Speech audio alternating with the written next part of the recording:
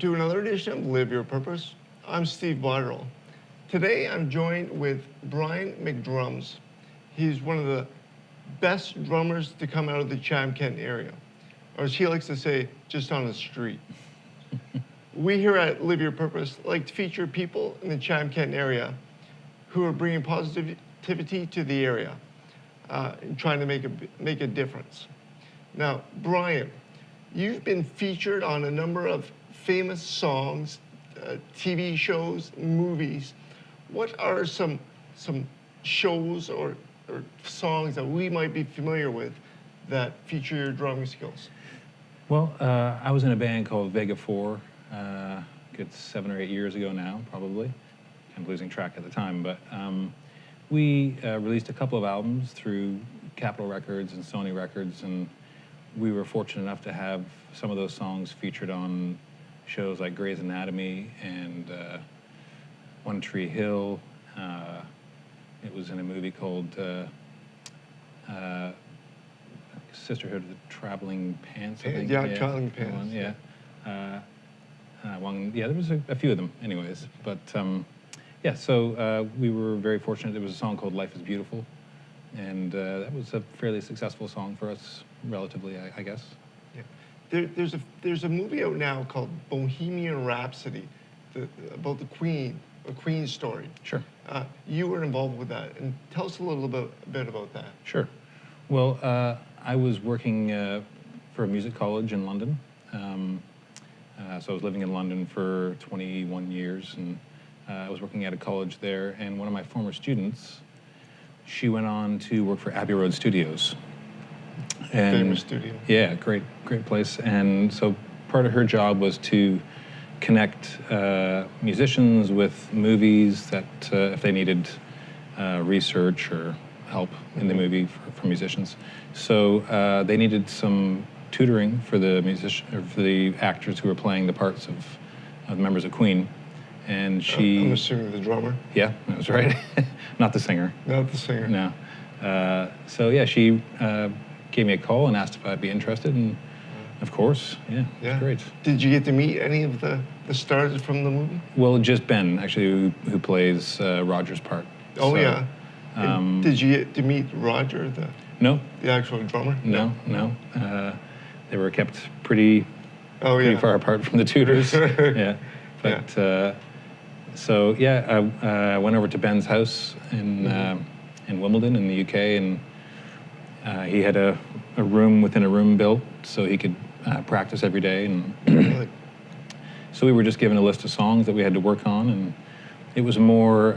So he'd actually done quite a bit of work and worked out how to play a lot of the parts, but it was more about the mannerisms and things to make it look more true to life. And did you do a lot of research, like watch a lot of film about Roger, or did you get some advice from Roger himself or the band? No, it was all just basically looking at old footage, making notes, and tearing it all apart. So, are you originally from here? Yes. Chatham? Yep. Okay. And then you decided to move to England? Yep. Okay, and that was? So that was in 1998. Okay. And I originally went there to work with my cousin in business. Okay. But then, just by chance, I happened to move just next door to this music college that I've always wanted to go to all my life. Oh, yeah. And so I enrolled there part-time and worked for my cousin part-time. And then it kind of spiraled from there. I was in 9 bands at the same time. And wow. One of those bands was Vega 4. And so we got our first record deals. And that's great. Yeah, started. And how did you start your drumming career? Did you take lessons here from somebody in Chatham? Yeah, I took a few lessons from a local teacher, a guy called Alan Dill, who I'm not sure if he's still teaching here, but it was mostly self-taught in the basement. Yeah. And then after that, I went and studied with Gary McCracken in Sarnia. Okay. So he played with Kim Mitchell.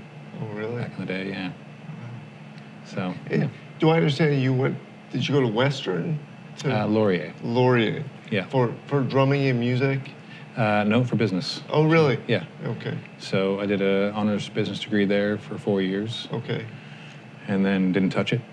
Yeah. Oh, yeah. For 20 years. Yeah, yeah. And then, so now I'm back home and I'm working for a company called Transform. Oh, yeah. It's a shared service organization. And so we're a purchasing organization for the 5 hospitals in the Erie St. Clair Lynn. Okay. So.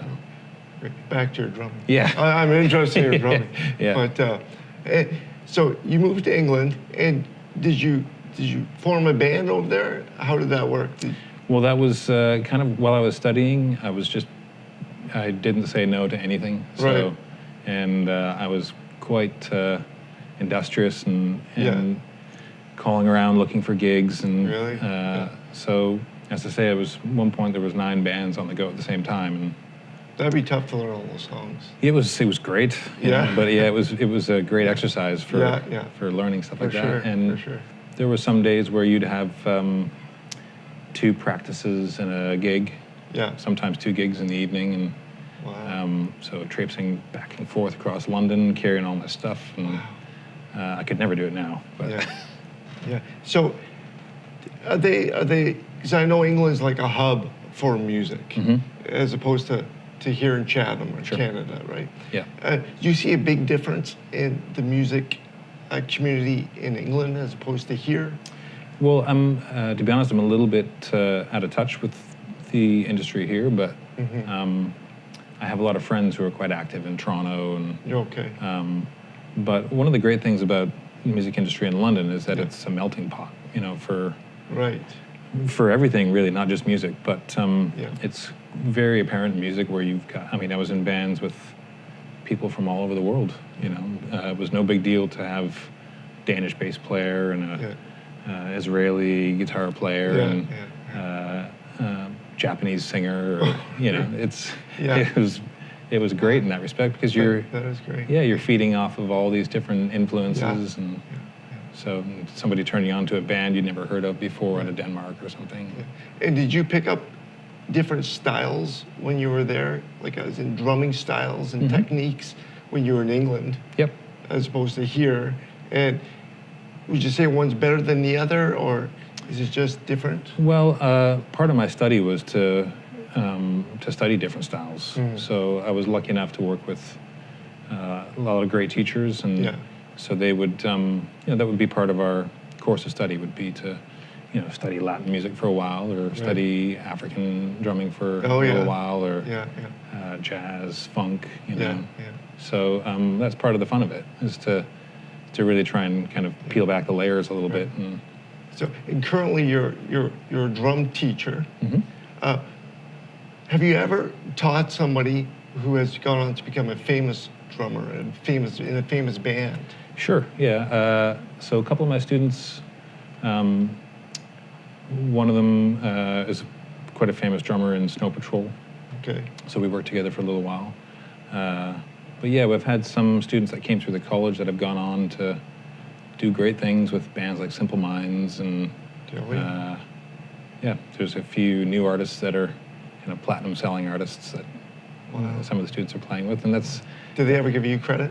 Yeah. Do they really? Yeah, have been quite kind to me in the press and things like that. Nice. Yeah, nice. Not all the time, of course, but it's nice to hear positive feedback. For sure. Yeah, very fortunate.